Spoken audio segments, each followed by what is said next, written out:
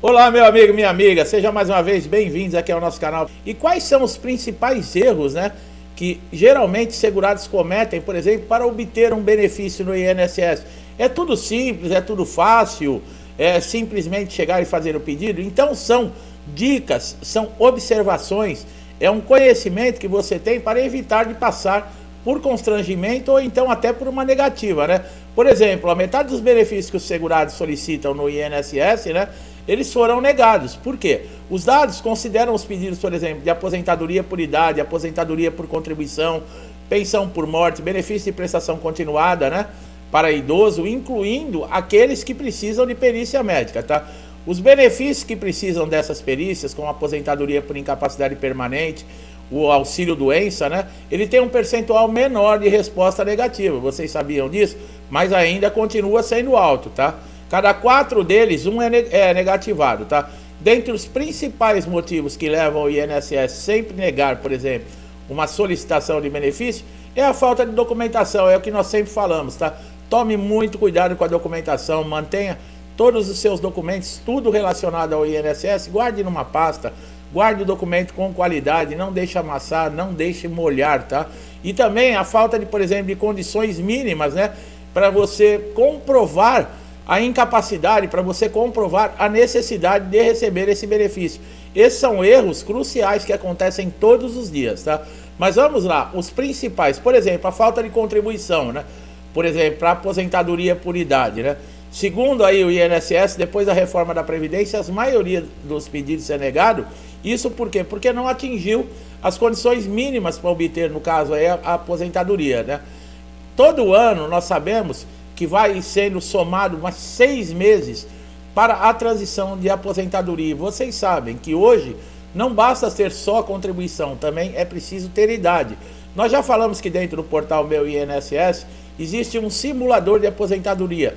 Lá você vai digitar os seus dados e ele vai te dar todos os modelos de aposentadoria que existem, por exemplo, depois da reforma, né, que soma a idade e o tempo de contribuição, e vai te dizer se você tem ou não direito a qual modalidade de aposentadoria, quanto tempo está faltando. Então, você ter o cadastro no portal Meu INSS é uma coisa essencial, tá? É muito importante. Você não precisa sair da sua casa, por exemplo, para ir na agência resolver um problema e passar o dia inteiro lá, né? Você consegue resolver tudo muito fácil, tá? Por exemplo, união estável, né? Para receber, no caso, uma pensão. A falta de prova, quer dizer, você não tem testemunha, você não tem uma documentação, você não tem nada que comprove que você tinha uma união estável, por exemplo, com uma pessoa que recebia um benefício e essa pessoa faleceu e você querendo receber a pensão por morte. São problemas que acontecem diariamente. No BPC, o que acontece? A renda acima do limite. Para você ter direito ao BPC, é 1/4 do salário mínimo por pessoa, a renda per capita, tá? Se ultrapassar esse 1/4, quer dizer, dividir o salário mínimo em 4 partes, e aquele X for ultrapassado, já não tem direito ao BPC. Então, são coisas que você precisa saber. Quando a perícia não aponta que você tem uma deficiência, uma doença ou uma lesão que te impeça, por exemplo, você tem um arranhão, você tem um corte, mas isso não vai te impedir de trabalhar. Você vai pedir o auxílio doença, você vai chegar numa perícia, quando o perito olhar e vai falar, não, isso aqui não te impede de trabalhar. Quer dizer, são situações muito difíceis, tá? Agora, como nós falamos, a prova de vida, ele não é simplesmente a negação, né, no benefício do primeiro pedido. A prova de vida, ela pode suspender o pagamento do seu benefício em andamento, tá? O procedimento é obrigatório, tá? Mas exigia que todo ano, né, os aposentados, pensionistas e outros segurados que recebiam benefício, por exemplo, fossem até o banco ou comparecessem à agência para provar que estavam vivos, tá? Isso ocorria, como nós falamos, através de biometria, apresentação de cartão de débito ou um documento com foto. A partir de 2023, né, ficou mais fácil você provar que está vivo. Agora, não é mais obrigação do titular, quer dizer, do segurado, sair de casa para realizar esse procedimento, tá? O próprio INSS vai fazer isso, com ferramentas importantes, né, para evitar fraude e pagamentos indevidos. A prova de vida vai ocorrer periodicamente e pode acontecer de forma presencial ou digital. De que maneira? O INSS vai usar o cruzamento de dados, tá? Informações públicas do cidadão para confirmar que está vivo e poder seguir recebendo seu benefício, tá? O Instituto vai considerar atos registrados na base de dados como prova de vida. Na prática, vai usar informações mantidas, por exemplo, atualizadas ou administradas por órgãos, entidades ou instituições federais, estaduais ou municipais, mas também base em dados privados que mantêm acordo com cooperação com o INSS. Quais são esses dados, né? Veja como vai ser feito. Acessar o portal Meu INSS, tá? O selo de ouro, né? Que é o nível máximo da conta lá que você tem no gov.br. Outros aplicativos de sistema de órgãos públicos ou certificação controle de acesso. Realizar empréstimo consignado, né? Com reconhecimento biométrico. Isso também já serve agora como prova de vida, né? Você recebe um link lá no seu celular e aí você tem que tirar uma foto, né?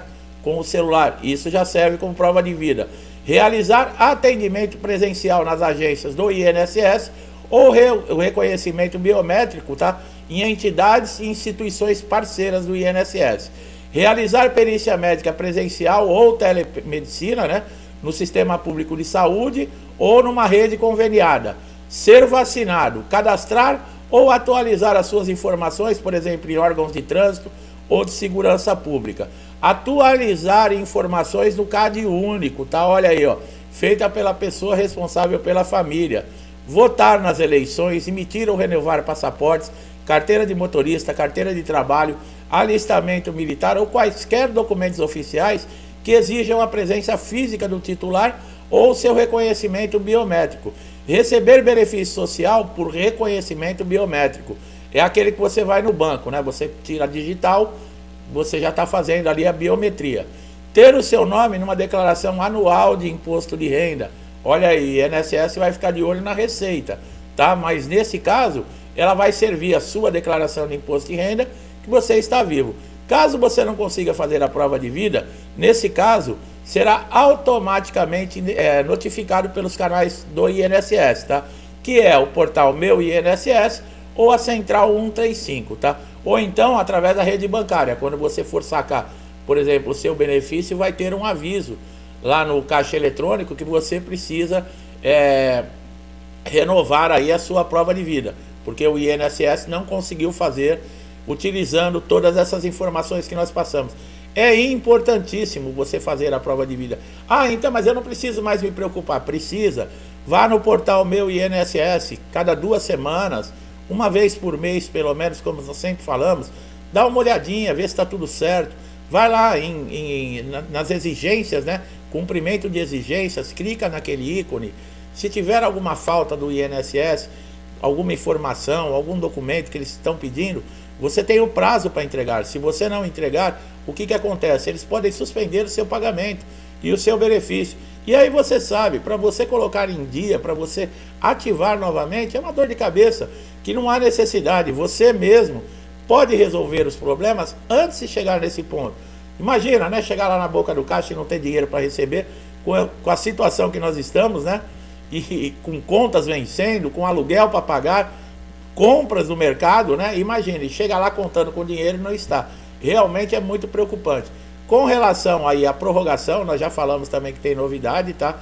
Atestados médicos, eu recebi uma pergunta esses dias, se serve atestados médicos do SUS ou de rede conveniada. Serve, pessoal, serve, desde que esteja identificado lá o CRM, o nome do médico, a assinatura do médico, com carimbo, tá?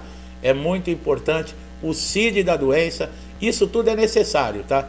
Você ter num laudo, né? É difícil você, outro dia também um inscrito aqui do canal, o médico do SUS, ele não dá laudo. É obrigação do médico fornecer um laudo, tá? Ele não vai te fornecer, por exemplo, uma consulta de gripe, mas se você está fazendo um tratamento e você leva a documentação e numa emergência ele vê, ele tem que relatar num laudo o que aconteceu, as suas condições de saúde.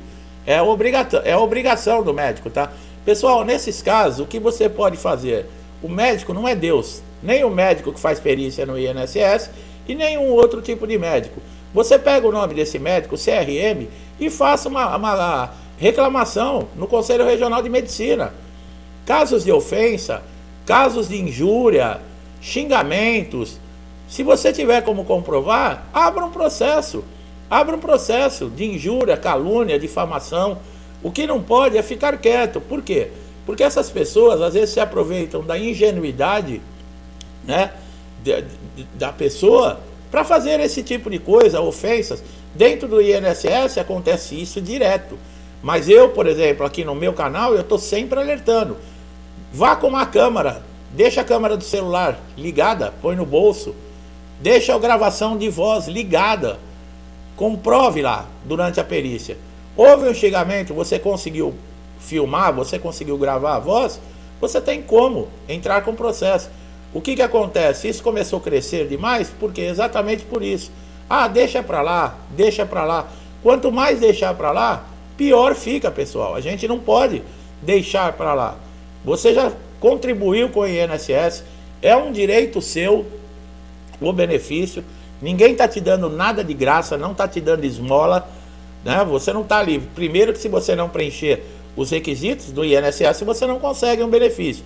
Então, aquele médico deve lhe tratar com respeito, tá? Não importa que se ganha um salário mínimo, se ganha o piso, quem é que seja ali. Ele é um médico, tem que ter ética, tá? Então você, nesses casos, você pode abrir um processo civil, sem ser no INSS, processar o médico.